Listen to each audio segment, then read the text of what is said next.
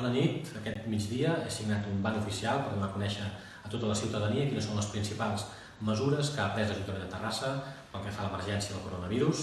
Hem hagut de prendre decisions difícils que afecten a moltes activitats, que afecten a moltes persones i que és evident que tenen un impacte important sobre la vida quotidiana de la nostra ciutat.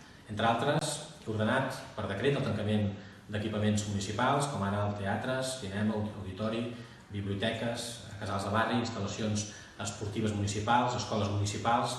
També s'han ajornat les activitats previstes per aquests dies als espais públics, s'ha suspès el mercat dels dimecres i també s'han introduït unes limitacions molt importants.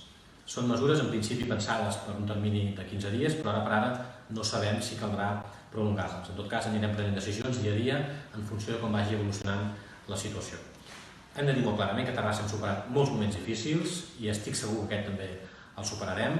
Vull que tothom sàpiga que tenim un ajuntament ben preparat, amb bons i amb bones professionals, amb gent disposada a fer el que calgui en cada moment i en tot cas us demano que tinguem confiança, que siguem solidaris i solidàries, que mantinguem la serenitat i també us demano que complim les normes i instruccions que en tot moment es vagin donant. Moltes gràcies.